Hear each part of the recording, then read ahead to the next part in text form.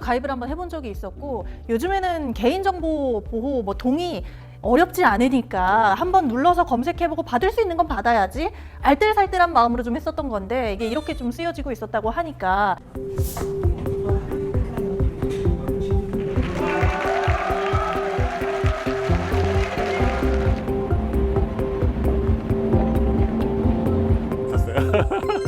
그래서 오늘 산책도 많이 시키고 건강하고 세무사제도 3대 욕심으로 회원이 주인인 세무사에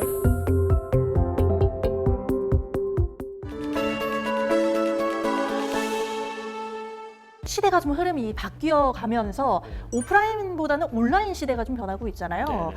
세무 플랫폼이라는 3.3이라는 플랫폼이 정말 많은 분들에게 큰 히트처럼 이제 붐이 일어난 적이 있었는데, 지난해 법정 다툼이 좀 있으셨습니다. 당시 검찰이 불송치 결정을 했고요. 세무사회에서는 서울 고등검찰청에 항고장을 제출을 한 상태인데, 이게 지금 현재 어떻게 흘러가고 있을까요? 세무 플랫폼이 출현하게 된 것이 뭐 AI 같은 우리가 이제 그 어떤 기술의 발전 이런 측면도 있지만 행정이나 제도가 미비해서 생긴 측면도 있습니다.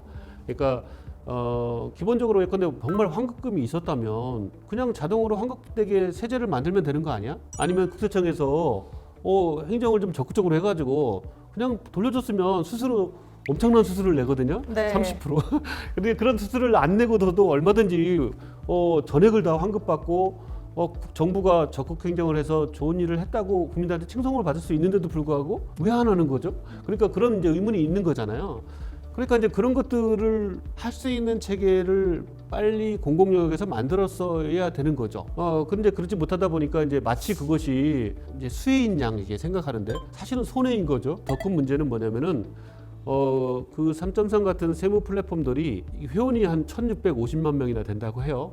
우리나라 사업자가 중소기업까지 다 포함해서 소상공인 포함해서 800만 명 정도밖에 안 하니까 나머지는 이제 봉급생활자라든지 비사업자인 경우인데, 그런 분들까지 거기 회원 가입해서 환급금을 확인하는 대열에 다 동참을 한 건데요. 문제는 뭐냐면은 그럼으로 인해서 그분들이 그 정보를 이용해서 국세청의 홈택스에 접근하고 모든 그 개인의 정보와 개별 납세 정보들 다 스크래핑하고 그거를 다 들여다본다는 거죠. 엄청난 자료들이 다 거기 들어있는데 그것을 아무렇지도 않게 들락날락하면서 보고 있다는 걸 상상이나 해보시겠어요? 만약에 그걸 아시는 분들은 절대로 거기에 회원이 되거나 그분들한테 맡길 수가 없겠죠. 아무렇지도 않게 이루어지는 것들이 굉장히 큰 문제라는 거죠. 그래서 정부에서도 개인정보위원회에서는 그런 행위를 하는 것 자체가 개인정보법 위반이라는 것을 확인을 했고요. 엄청난 과징금과 시정명령을 내렸죠. 하지만 그것이 이제 어떤 세무적인 측면이라든지 과세 정보의 민간의 유출이라든지 이런 것들에 대해서는 다뤄지지 않았습니다. 그래서 저희가 이제 세무사법 위반으로 불법적인 이제 세무대리다, 그리고 과세 정보를 민간에서 상업적인 목적으로 사용을 했다 해가지고서 이제 사법적으로 이제 다투고 있는 거고요. 그런 부분들이 공공영역에서 잘 이루어질 수 있도록 세법에 담게끔 하는 거, 그다음에 세정에서 이루어지게끔 하는 거, 세무 전문가로서 납세자들에게 좀 더 가까이서 그분들이 이제 적은 비용으로 이제 세금을 환급받거나 세무 업무를 할 수 있도록 하는데 조금 소홀함이 있었지 않느냐 하는 반성도 있거든요. 그래서 저희가 국민 세금을 내는 데 있어서 아주 싼 값으로 안전하게 간편하게 그런 일을 할 수 있도록 하는 데 있어서 조력을 하고자 하기 위해서 국민 세금 공공 플랫폼 이걸 이제 구축해서 저희가 이제 곧 이제 오픈을 합니다. 저희한테 이제 좀 일을 맡기는 분들한테만 저희가 이제 전담을 했다면 이제 앞으로는 아주 작은 기업들, 정말 소상공인들 이런 분들까지 전부 다 전체 한 800만 명의 그런 사업자들에 대해서도 전부 다 저희가 세무 서비스를 할 수 있는 그런 체계를 이제 갖추게 됩니다. 아주 적극적으로 좀 홍보를 해주셨으면 좋겠습니다. 저도 홍보의 여부에 따라서 저도 가입을 한번 해본 적이 있었고, 요즘에는 개인정보 보호 동의 어렵지 않으니까 한번 눌러서 검색해보고 받을 수 있는 건 받아야지, 알뜰살뜰한 마음으로 좀 했었던 건데 이게 이렇게 좀 쓰여지고 있었다고 하니까 꼭 좋은 세무사회에서 만든 네. 플랫폼 적극적으로 좀 홍보해 주셨으면 좋겠고요. 우리가 흔히 알고 있는 세무사의 역할에 대해서 좀 이야기를 한다면, 납세자들의 절세, 컨설팅 이런 것들이 진짜 도와주시는 거잖아요. 근데 정부와 또 납세자의 중간 역할을 담당하는 전문가인 만큼의 납세자의 편에서 세금 제도, 이거는 조금 더 받을 수 있는 것들, 이런 것들의 팁 같은 같은 것도 좀 힘을 실어주고 개혁을 좀 해줄 수 있을 것 같은데. 세금제도가 이제 세법에 의해서 만들어지는데 그 세법은 기본적으로 이제 국회가 만드는 거죠. 국회의원들이 우리 국민을 대변해서 잘 만들 것으로 이렇게 우리가 믿고 있지만 사실은 세법의 대부분은 정부가 기초를 하고요. 그리고 토시 하나 안 바뀌고서 국회에서 그대로 입법이 됩니다. 물론 뭐 이제 정치적으로 좀 민감한 부분에 대해서는 여러 가지 수정을 하지만 한 90% 정도의 그런 세법의 내용은 모두 다 정부가 만드는 겁니다. 그 정부는 누구냐면은 세금을 걷는 곳이죠. 세금을 거두는 분들이 세법을 만들어서 국회에서 입법을 하고 그것을 우리 국민들이 세금을 내는 제도로 활용하는 겁니다. 정부가 우리 국민을 위해서 많이 마음을 쓰셔서 우리 국민들의 권익을 보호하고 세금을 편리하게 좀 낼 수 있게끔 도와주시길 마음은 있겠지만 아무래도 이제 징세기관이다 보니까 세금을 좀 더 많이 걷어야 많이 되겠죠. 걷거나 아니면 좀 편하게 걷거나 네. 또 제대로 납세를 안 하면 많은 가산세를 매긴다든가 해서 제대로 내게끔 하는 그런 강제적인 방법 같은 걸 많이 이제 동원을 할 수밖에 없잖아요. 그런 제도들이 많이 이제 쌓이게 된 거죠.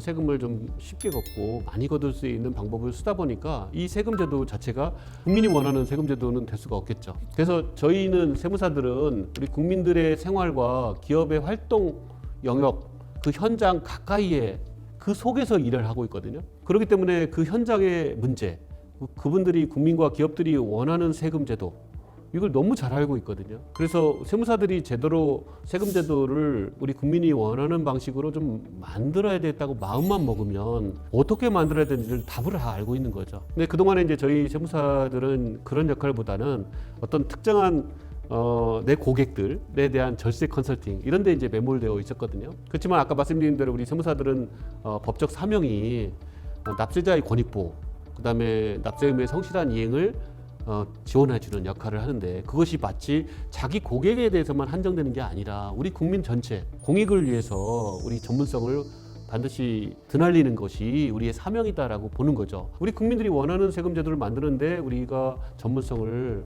가지고 우리 국민을 위해서 이제 역할을 해야 되겠다. 그런 이제 내 중점을 두고서 세금 제도를 제대로 만드는 역할을 많이 해서요. 저희가 이제 잘못된 세금 제도 뭐 20선 이런 것들도 하고 그래서 이번에 이제 중점적으로 어떤 세법을 바꿀 것이냐 이런 것들도 국회나 정부에 이제 제시도 하고 직접 저희가 이제 그런 바꾸는 운동도 하고 그렇게 하고 있습니다. 말씀 주신 것처럼 이렇게 다양한 또 운동하듯이 이렇게 열심히 좀 제도를 개선을 하고 계신데 이제 AI 시대가 도달하면서 데이터베이스를 이렇게 지금 사람들끼리 모인다면 이걸 기계적인 부분으로 또 만들어서 한국언론진흥재단 미디어연구센터에서 한 설문조사에서는 생성형 AI로 대체가 가능한 직업군에 세무사가 뽑혔습니다. 이 얘기에 대해서도 어느 정도 좀 수긍을 하고 계십니까? 그런 인식은 아마도 이제 그 회계 처리 아니면 단순한 이제 신고 이런 것들은 어떤 전문적인 분야라기보다는 정형화된 룰에 의해서 이제 하는 거기 때문에 대체 가능하다 이렇게 이제 보시는 것 같고요.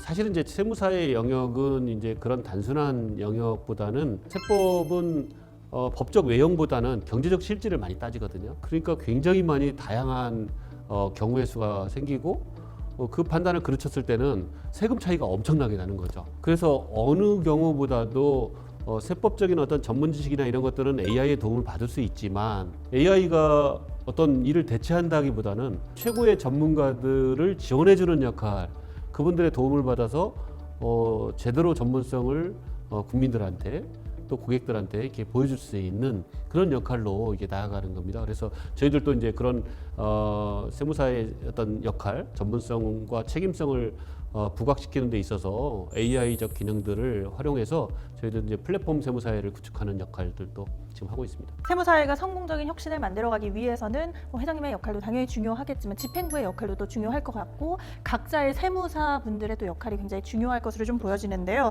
납세자인 우리 시청자분들에게도 또 한 말씀 해주시죠. 우리 국민들이 어려움을 겪는 부분이 많이 있지만 그 중에서 으뜸은 아마 세금 분야일 것 같아요. 인터넷이나 이런 데 많은 이제 정보들이 흘러다니지만 내 세금의 경우에 과연 그게 맞는 것일까 이런 걱정이 있잖아요. 그것은 이제 아까 말씀드린 세무 플랫폼으로 간편하게 아무런 전문성과 책임성이 없는 분들한테 맡길 수 없는 부분이 분명히 있거든요.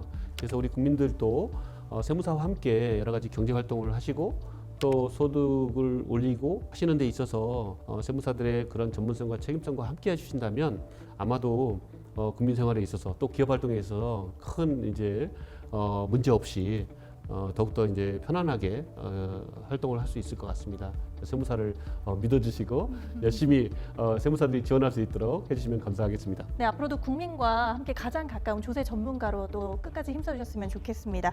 자, 구재희 회장님과 함께한 오늘 HCM 파워 인터뷰는 여기에서 마치도록 하겠습니다. 함께해 주신 여러분 고맙습니다.